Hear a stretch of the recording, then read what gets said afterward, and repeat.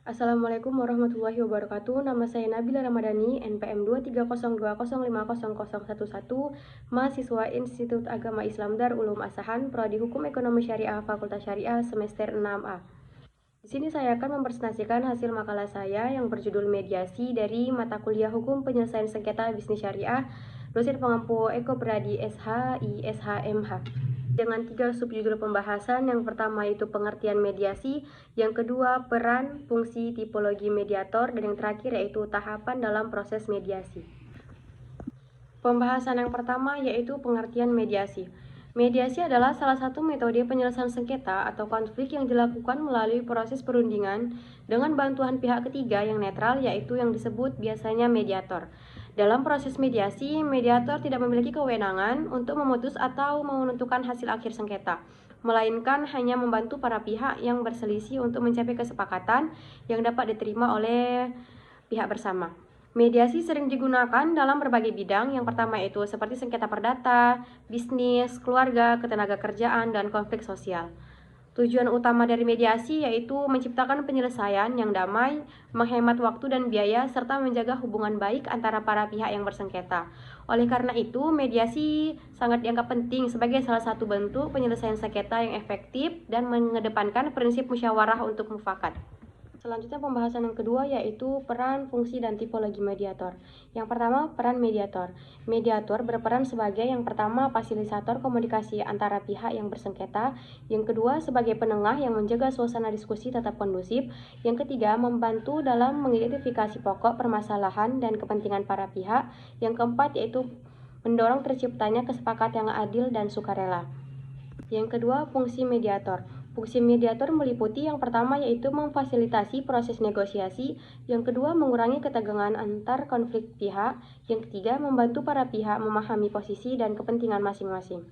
Yang keempat yaitu mengarahkan proses menuju penyelesaian sengketa yang disepakati bersama. Yang ketiga yaitu tipologi mediator. Beberapa tipe mediator yang umum dikenal adalah yang pertama mediator fasilitatif, yaitu fokus membantu komunikasi dan negosiasi tanpa memberikan solusi. Yang kedua yaitu mediator evaluatif, yaitu memberikan pandangan atau penilaian terhadap posisi para pihak berdasarkan aspek hukum atau fakta.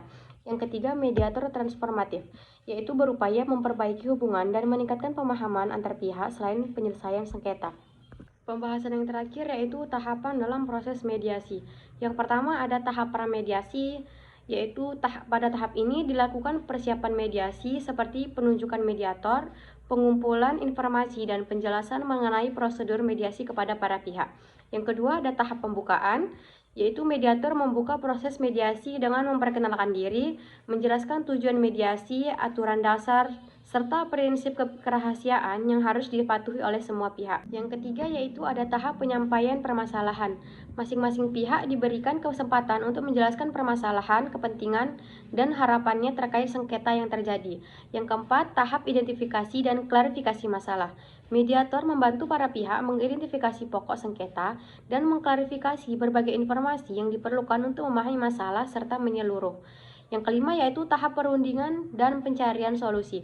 Para pihak bersama mediator mendiskusikan berbagai alternatif penyelesaian yang memungkinkan dan mencari titik temu yang menguntungkan kedua belah pihak. Yang keenam yaitu ada tahap kesepakatan. Apabila terjadi kesepakatan, hasil mediasi dituangkan dalam bentuk tertulis dan ditandatangani oleh para pihak sebagai bukti penyelesaian sengketa. Yang terakhir yaitu ada tahap penutupan. Mediator menutup proses mediasi setelah kesepakatan dicapai dan setelah dinyatakan bahwa mediasi tidak berhasil mencapai kesepakatan.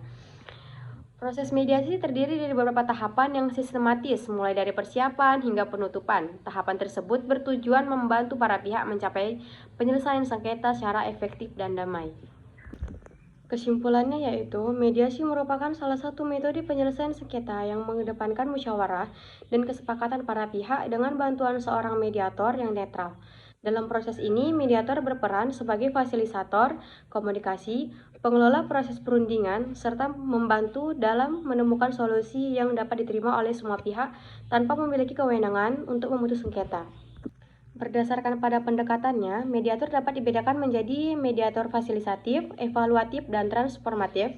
Pelaksanaan mediasi dilakukan melalui beberapa tahapan, melalui dari pramediasi, pembukaan, penyampaian masalah, identifikasi, dan klarifikasi masalah, perundingan, pencapaian kesepakatan, hingga penutupan. Dengan proses yang lebih cepat, fleksibel, dan berorientasi pada perdamaian, mediasi menjadi alternatif penyelesaian sengketa yang efektif untuk mencapai solusi yang adil dan menjaga hubungan baik antar para pihak.